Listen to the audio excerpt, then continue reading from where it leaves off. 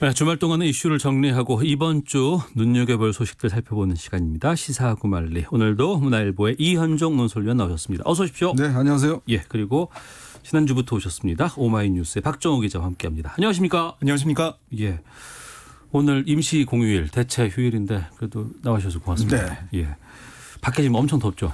네, 오늘부터 폭염이더라고요. 예. 장마 끝나니 또 폭염까지 오고. 예. 게다가 지금 여러 가지 주말 사이에 이슈들이 참 많이 있었습니다. 하나씩 좀 짚어보도록 하겠습니다. 먼저 지난 토요일 8월 15일 광복절 75주년 경축식에서 김원웅 광복회장의 기념사가 있었습니다. 이 기념사에 대해서 정치권에서 여러 가지 지금 파장이 번지고 있는데 원희룡 제주도지사가 이 김원웅 회장의 기념사를 강하게 비판하면서 파행을 빚기도 했습니다. 이승만 전 대통령과 애국가 작곡가 안익태 선생을 거론하면서 친일 청산을 주장을 했고, 이에 대해서 원희룡 제주지사는 여기에 대해서 즉석 연설로 반박을 했다고 하는데 어떻게 보셨는지 여쭤보겠습니다. 이현정 논설위원께서 먼저 말씀해 주시죠. 뭐 우리가 보통 이제 광복절 지금 이제 75주년이지 않습니까? 네. 보통 이런 그 정부 주도의 행사가 있을 때는 제일 중요한 게 이제 대통령의 메시지가 뭔가. 사실 그게 굉장히 중요하고 또 전 세계적으로 관심을 갖게 되죠. 그 대일 또 대북 메시지를 어떻게 할 것인가. 네네. 근데 이번 지금 경축식에서는 대통령 메시지는 어디 간 데 없고 사실은 지금 김원웅 회장의 지금 발언만 여러 가지 논란이 되고 있어요. 아, 그러네요. 예. 결국에 저는 이게 지금 앞뒤가 바뀐 게 아닌가라는 생각이 듭니다. 보통 광복회장 같은 경우는 이제 주로 미래의 어떤 문제, 즉 화합과 통합의 문제를 이야기를 하면서 특히 이제 이게 광복회라는 게 독립유공자들 이제 그 가족들로 구성된 단체 아니겠습니까? 예. 이제 그런 게 했는데 지금 이 김원웅 회장이 한 이야기 중에서 특히 우리가 굉장히 논란이 되는 지점들, 특히 이제 이승만 전 대통령 관련해서 아예 뭐 대통령의 이름도 붙이지 않았습니다. 친일 문제를 지적을 했고 또 우리 애국가가 안익태 선생이 이제 친을 했기 때문에 이 애국가를 뭐 쓰지 말아야 된다라는 주장과 또 지금 현재 현충원에 있는 이제 이 사람들 중에서 친일을 하는 사람들을 파묘해야 된다는 주장들. 네. 이런 주장들을 지금 내놓고 있는 거죠.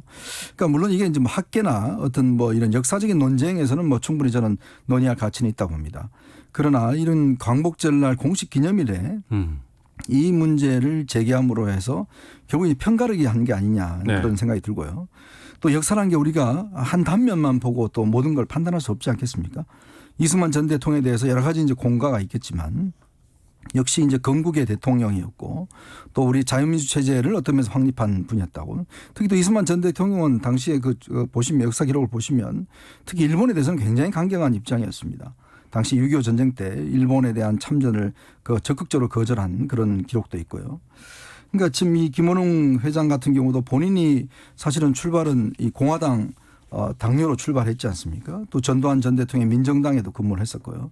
그러면 역으로 이야기를 해서 만약 김원웅 회장의 그런 경력만 가지고 우리가 김원웅 회장의 어떤 이 사람이 이런 사람이다. 뭐 독재에 부역한 사람이다. 이렇게 이야기를 하면 본인이 수용을 하겠습니까? 그러니까 마찬가지로 역사라는 게 다양한 측면들 앞뒤 측면이 있는 것이고 종합적으로 판단해야 될 것인데 특히 광복회장이라는 분이 이런 공식적인 기념식에 전 국민이 보는 기념식에서 이 편가르기 하는 발언은 저는 굉장히 부적절했다고 봅니다.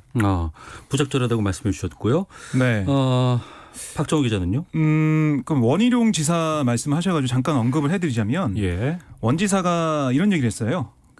일본 강점기를 살던 선조들이 태어나 보니 일본 식민지였고 거기에서 일본 식민지의 식민으로 살아가면서 선택할 수 있는 인생 경로를 살았던 많은 사람이 있다. 비록 모두가 독립운동에 나서지 못했지만 식민지 백성을 살았던 것이 죄는 아니다. 라고 얘기를 했는데요.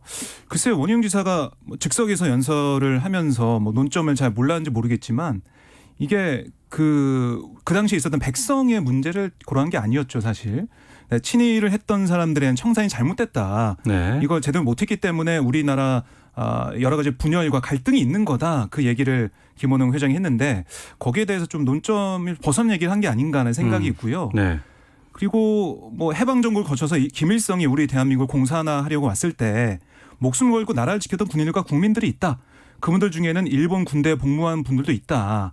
하지만 한국 전쟁에서 나라를 지킨 그 공을 우리가 보면서 역사 앞에서 공과 과를 겸허하게 함께 봐야 한다라고 원 지사가 또 얘기를 했는데요.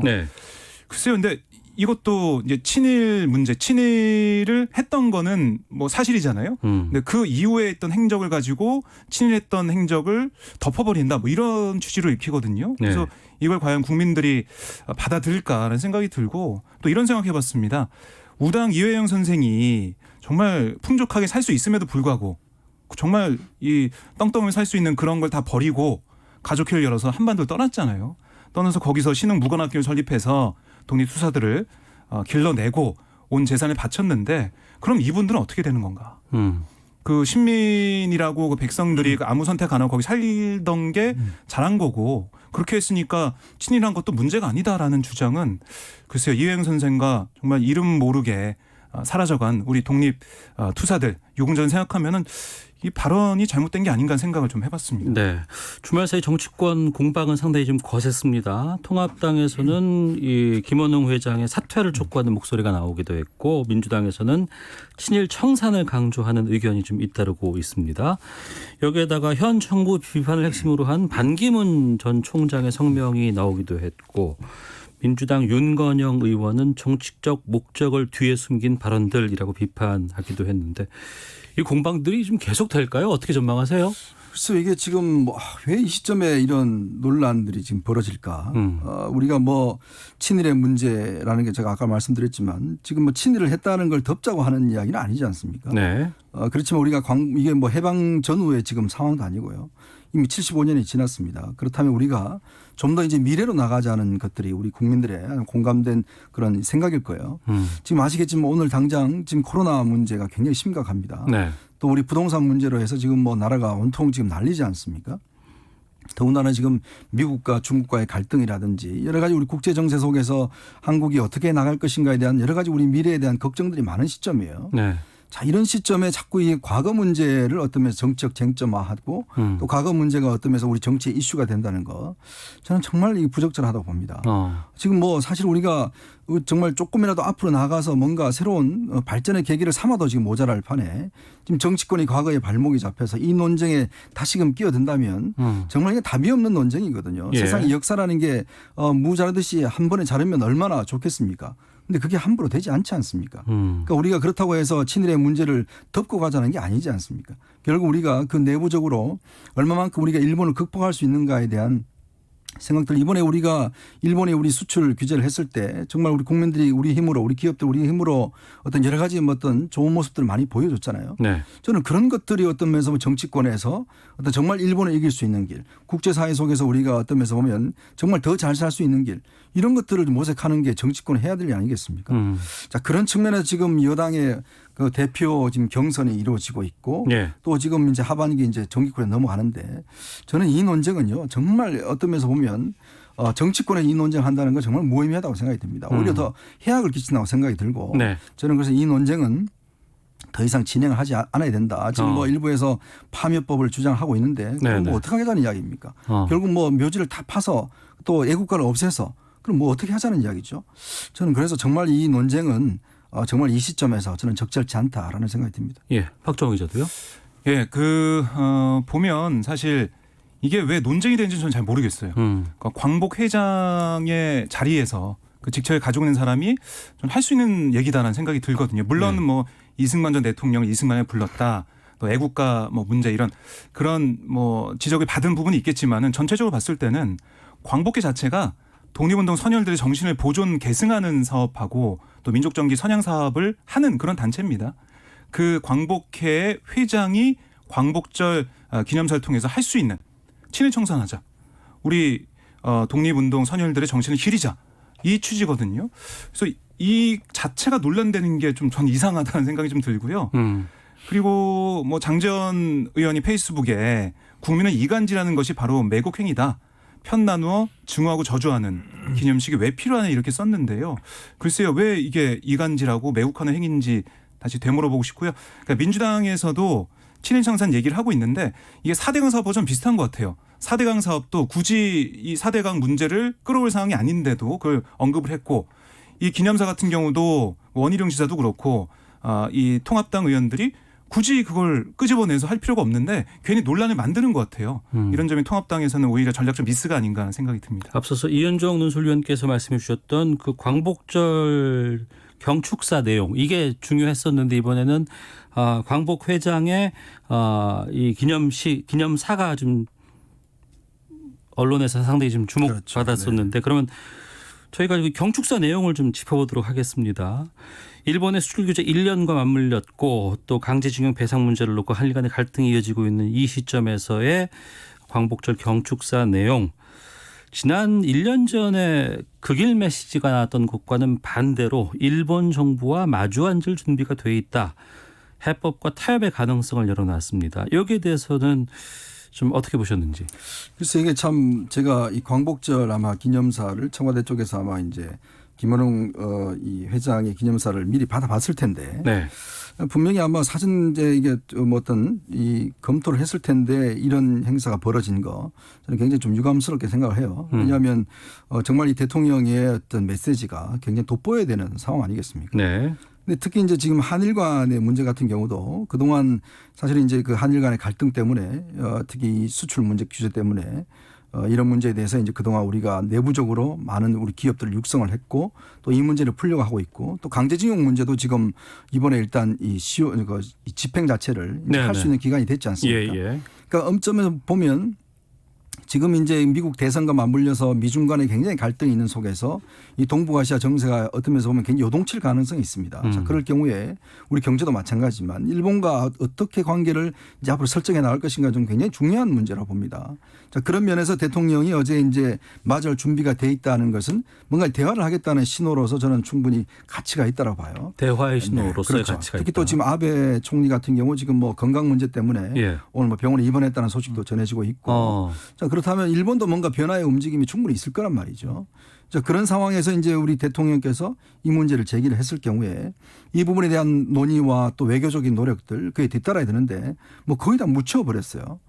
이제 그런 게 굉장히 아쉽고 좀 더 구체화됐으면 어떨까라는 생각이 듭니다. 예를 들어서 뭐 이 마주한 준비가 돼 있다는 것보다 좀 더 나아가서 어떤 구체적인 제안들 이런 것이 있었다라면 실효적인 어떤 대화가 이루어질 수 있지 않을까. 지금 뭐 G7 회담도 이제 곧 있고요. 네네. 그런 상황에서 보면 뭔가 이 시점에서 뭔가 문재인 대통령이 퇴임을 앞두고 뭐 이 한일 관계를 좀 더 어떤 긍정적 방향으로 매듭 지을 수 있는 저는 중요한 기회가 이제 얼마 없다고 보거든요. 그렇다면 이 8.15 경축사의 메시지는 굉장히 중요했고 네. 또 이 노력이 올 내안에는 뭔가 좀 결실을 봐야 된다. 그런 생각이 듭니다. 네. 말씀하신 것처럼 그 한일 간의 지금 갈등이 계속해서 이어지는 시점에서의 광복절 경축사 내용이 시사하는 바는 좀 클 것 같습니다. 박정우 기자께서도 말씀해 주시죠.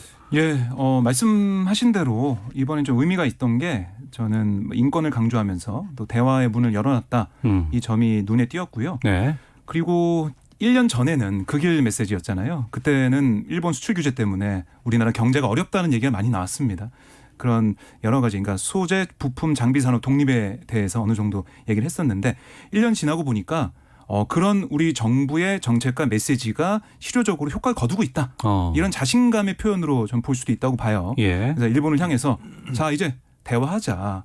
아무리 일본에서 규제를 하고 어떻게 하려고 해도 봐라. 우리는 다 극복해냈다. 여기 자신감을 발판으로 해서 일본한테 대화 메시지를 던진 거거든요. 네. 특히 인권 이런 걸 강조하면서 세계적으로도 지지를 받을 수 있는 그런 보편적인 가치를 내세워서 할 수 있다라는 얘기를 한 걸로 보이고요. 뭐 제일 중요한 건 일본의 태도겠죠. 아베 정부가 우리 정부에게 열린 대화 제스처에 어떤 반응을 보이느냐 이게 좀 제일 중요해 보입니다. 알겠습니다. 시사고말리 이현종 문화일보 논설위원 또 박정호 오마이뉴스 기자와 함께 말씀 나누고 있는데요. 다음 주제로 좀 가보겠습니다. 앞서 이현종 의원께서 말씀해 주셨습니다만 민주당 전당대회 경선 지금 재개됐습니다. 당권 주자인 이낙연, 김부겸, 박주민 세 후보도 이제 여러 가지 행보를 지금 보이고 있습니다. 75주년 광복절을 맞아서 이낙연 의원은 김구의 꿈, 김부겸 전 의원은 판문점 선언 비준, 박주민 의원은 한일 관계 개선에 초점을 맞춰서 메시지가 나왔는데요.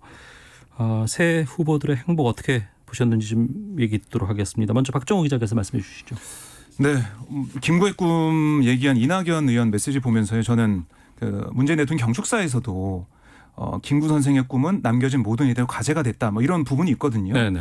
저는 정치적으로 좀 해석이 되는데 이른바 문재인 대통령 지지 세력, 뭐 이른바 친문 세력 지지층을 좀 얻고자 하는 그런 게 반영된 메시지가 아니었을까 하는 생각이 좀 들고, 그러니까 코로나19와 수해 등 국난을 극복해온 국민께 감사를 표한 그런 내용도 이낙연 의원 메시지에 담겨 있는데, 네. 이게 당 대표를 넘어서 대권, 그러니까 더 큰. 그러니까 국난을 극복하는 지도자에서 이미지를 좀 보여주는 그런 뭐 전략적인 메시지가 아니었을까 하는 분석을 좀 해봤고요. 김부겸 전 의원 같은 경우는 한반도 평화 정책을 위한 4.27 판문점 선언 국회 비준을 약속을 했고 남북관계 개선을 뭐 제일 강조를 했는데요. 이게 공교롭게도 이재명 경기지사 메시지를 보면 한반도 평화에 대한 얘기가 또 많이 나오고 있습니다. 그래서 저에게 정치적 해석하면 안 되는데 뭔가 연대론이 여기서까지 발휘되는 게 아니냐 뭐 이런 생각이 좀 들어서 그 부분이 좀 눈여겨봤고, 박주민 의원은 한일 관계 개선에 대해서 강조를 했어요. 네. 뭐 대화도 해야 된다 이런 얘기가 있었는데 이 그 기념식 이후에 김원웅 광복회장을 박주민 의원이 찾아갔습니다. 네네. 그래서 김원웅 회장의 말씀을 새기겠다 이런 얘기를 했는데요. 그러니까 일본을 향한 여러 가지 메시지, 또 친일 청산을 위한 메시지를 좀 돋보이게 하기 위한 그런 포석이 아닌가 어떻게 볼 수가 있겠습니다. 이현정 소장께서는 참 근데 이 여당 이 대표 경선이 관심이 없는 것 같아요. 그러니까 이게 사실은 이 여당 경선이라는 게 집권 여당의 지금 176석을 가진 정당의 새로운 대표를 뽑는 경선 아니겠습니까? 예. 저는 가만히 보면 이 좀 정견도 없고 또 견해도 없고 논쟁도 없는 정말 그런 지금 경선이 되고 있지 않는가라는 생각이 듭니다. 왜 이런 현상이 벌어지냐 하면 결국은 이번 경선 같은 경우에 국민 여론보다는 당원들 상대로 한 주로 이 여론 이 투표로 결정이 되거든요. 네. 이제 그러다 보니 이 입맛에 맞는 이야기만 하는 겁니다. 그러니까 평소에 이분들 제가 뭐 최고위원들도 마찬가지지만 평소에 하던 주장과 전혀 반대되는 주장들을 하고 있어요. 그 왜 그러냐 가만히 보면 네. 결국은 그 사람들의 지금 지지를 얻기 위해서 그렇게 맞춰서 이야기를 하는 거예요. 그러다 보니 메시지 차별성이 하나도 없습니다. 차별성이 없다.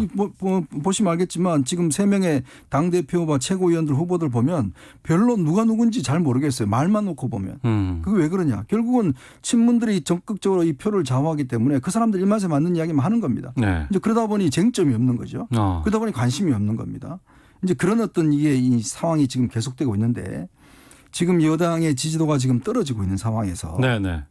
과연 이렇게 논쟁도 없고 정견도 없고 이런 어떤 것들이 과연 앞으로 여당에 새로운 힘을 줄 것인가. 원래 여당 경선하면 정말 치열하게 붙거든요. 네네. 뭐 방송 토론 통해서 서로 이 논쟁을 어떤 이 노선을 놓고 논쟁을 벌이고 하는데 지금은 뭐 방송 토론하더라도 별로 논쟁 붙을 게 없어요. 저는 그래서 이게 지금 기본적으로 지금 여당이 앓고 있는 지금 굉장히 딜레마가 아닌가. 결국은 너무 당내의 친문 어떤 이 당원들 네. 중심의 비중이 높다 보니 여기 조금만 벗어나는 주장만 하더라도 이거는 뭐 굉장히 어떤 지지를 떨어뜨릴 수 있는 상황이기 때문에 지금 3명의 후보를 보더라도 저는 전혀 차별성을 못 느끼겠어요. 차별성이 없다는 건 그 앞서 말씀하셨던 당원들 위주의 어떤 입장들이 계속 나오다 보니 또 그와 생각이 다른 쪽에 대한 확장성은 좀 떨어질 수밖에 그렇죠. 없겠다. 뭐 조금만 다른 이야기하면 바로 뭐 또 적폐로 규정이 되니 과연 이게 지금 당내 경선인가라는 생각도 솔직히 듭니다. 특히 최근에 뭐 저희가 구체적인 수치는 말씀 안 하도록 하겠습니다. 지지율이 앞서 말씀하셨던 것처럼 여당 쪽에 상당히 지금 안 좋게 나타나는 거는 추세가 좀 드러나고 있는 것이거든요. 이 부분은 어떻게 보세요, 박정호 기자 같은 경우에? 뭐 중도층이 조금 돌아서고 있다라고 볼 수가 있는데요. 네. 그러니까 지금 부동산 관련된 입법 그 과정에서 있었던 모습이 국민들이 볼 때는 밀어붙이기 아니냐 이런 생각이 있는 것 같아요. 네. 민주당 의원들 말 들어보면 다 계속 하는 얘기가 부동산 이 얘기를 하는데 그러면서도 민주당 의원들의 공통된 생각은 그렇다고 우리가 여기서 정책 기조를 바꾸면 안 된다. 왜냐하면 총선 지지한 국민들의 뜻이 지금 반영이 되고 있는 거기 때문에 물론 불협화음이나 여러 가지 안 좋은 점이 나타날 수는 있겠지만 기조는 유지해야 된다는 거고요. 정책이란 게 바로 뭐 효과가 나타나지 않는 거기 때문에 점점 지금 보면 뭐 법인들이 매물 내놓고 있고 내년 6월 전에는 다주택자도 매물 내놓을 수 있다라는 전문가들 얘기가 나오고 있지 않습니까? 네. 그런 걸 볼 때 정책이 어떻게 될지는 좀 더 봐야 되는 거고 또 당내에서 하는 얘기는 뭐냐면 청와대가 지금 계속해서는 앞장서 왔다면은 이제는 당이 좀 주도권 잡아야 된다. 당이 주도권 잡아서 민심을 좀 반영할 수 있는 그런 목소리, 그런 정책들이 계속해서 만들어질 수 있도록 노력해야 된다. 네. 이렇게 얘기를 하고 있고요. 물론 위기감도 있지만 그걸 넘어서는 괜찮다. 이걸 넘어설 수 있다. 예. 그런 자신감도 있고요. 특히 뭐 흥행은 안 되고 있지만 어쨌든 8.29 전당대회를 통해서 새로운 리더십이 선출되면 그 당대표를 중심으로 최고위원 중심으로 새로운 심결전할 수 있는 그런 계기가 될 것이다라고 보고 있습니다. 여기에 대해서 이현정 의원께서는요. 그러니까 지금 저는 이 지지율의 하락의 가장 근본 원인은 뭐냐 하면 네. 우리가 국민들이요. 이게 지지를 어떤 처리하는 이유가 이 지도자와 즉 집권 여당과 정부가 자기 생각과 좀 동떨어질 때 그러니까 어떤 괴리가 생길 때 굉장히 지지를 처리합니다. 네. 왜냐하면 나는 지금 힘들어요. 지금 부동산 좀 집도 구하려고 그러는데 집도 못 구하겠고 지금 최저임금 1만 원 뭐 이 최저임금 올렸는데 그러다 보니 일자리는 더 줄어들었어요. 자, 근데 점점 힘든데 대통령은 집값 부동산 안정되고 있습니다. 걱정하지 마세요. 지금 뭐 정책 잘 되고 있습니다. 나중에 더 효과 날 겁니다. 이렇게만 이야기를 하거든요. 그러니까 어떤 면에서 보면 국민들이 지금 내 삶하고 너무나 다른 이야기를 자꾸 하니까 이게 너무 동떨어진 거예요. 결국 이제 정책이 옳고 그름에 대해서는 어떤 면에서 제가 볼 때는 지지율에 큰 어떤 문제는 없어요. 그러나 네. 문제는 정부 여당이 국민들의 생각과 동떨어질 때, 내 생각과 다르게 갈 때, 그때 국민들은 상당히 분노를 하는 거거든요. 마찬가지입니다. 지금 여당도 마찬가지지만 왜 지금 이렇게 부동산 문제에 대해서 2030들이 왜 난리를 치느냐, 왜 열받아 하느냐, 그 문제를 정확히 짚어야 됩니다. 지금 열심히 일해서 노력해봤자 집을 못 구한단 말이에요. 근데 일부 다주택자들이 집을 내놓는다고 해서 해결될 문제가 아닙니다. 그게 몇 채나 되겠습니까? 결국은 공급을 늘리고 시장을 좀 더 어떤 면에서 보면 방향을 전환해야 되는데 네. 계속 괜찮다라고만 이야기를 하고 있어요. 바로 그러니까 이제 지지율이 떨어지는 거거든요. 자, 그런 면에서 지금 아까 말씀하셨던 이 여당의 새로운 대표가 들어섰을 때 그러면 이런 부분에 대해서 정부와 청와대를 비판을 해야 됩니다. 근데 과연 그렇게 할 수 있겠습니까? 이제 그러면 이게 어떤 면에서 보면 지금 이낙연 후보의 어떤 그 지지율도 이렇게 상당히 떨어지고 있는 상황도 저는 바로 거기에 맞물려 있다고 봐요. 결국은 뭔가 이게 4년차 가면 어차피 이 지지도는 떨어집니다. 근데 문제는 이게 지지도 떨어지는 게 공감대가 점점 더 떨어지면서 회복할 수 있는 길이 줄어드는 게 아닌가 우려가 솔직히 있습니다. 네. 지지율 상승으로 최근 통합당 쪽은 좀 고무된 상황인데 이게 계속해서 갈지 아니면 또 통합당은 어떤 입장을 보여야 되는 것이 맞을지 여기에 대해서 짧게 좀 말씀드리고 마치도록 하겠습니다. 지지율 상승세인데 통합당 쪽에 한계 없거든요. 지금 봤을 때는. 그래서 이제 8월 임시국회를 시작으로 정기국회가 있을 텐데 거기 여러 가지 정책이나 법안들에 대해서 통합당이 어떤 대안을 제시하고 실질적으로 정말 이렇게 하면 되겠구나라고 뭔가 나올지 카드가 나올지 봐야 될 것으로 보이고요. 그리고 뭐 이 호남에 가서 여러 가지 민심을 얻기 위한 노력을 한다고 하는데요. 네. 대표적인 게 5.18 역사왜곡 처벌법 뭐 이런 제정하는 문제에 어떻게 참여할 것인가 이것도 봐야 될 것으로 보입니다. 네, 이현정 노조위원께서는요. 네, 뭐 일단 여당이 그동안 뭐 숨만 쉬어도 지지율 오른다 그랬는데 이제 조금씩 어떤 움직이는 것 같아요. 그거는 뭐냐 수권 정당으로서 어떤 자기 스스로의 어떤 가치를 좀 높여 나간다는 생각이 들고, 이제는 좀 더 구체적인 안을 내야 되겠죠. 이제 뭐 어떤 이 반사 효과만 노리는 게 아니라 정책으로 승부를 해야 될 겁니다. 알겠습니다. 자, 시사구말리 이현정 문화일보 논설위원 박정호 오마이뉴스 기자 두 분과 함께했습니다. 두 분 말씀 잘 들었습니다. 고맙습니다. 네, 고맙습니다. 예, 자 오태훈의 시사본부 여기서 인사드리겠습니다. 내일 오후 12시 20분에 다시 찾아오겠습니다. 안녕히 계십시오.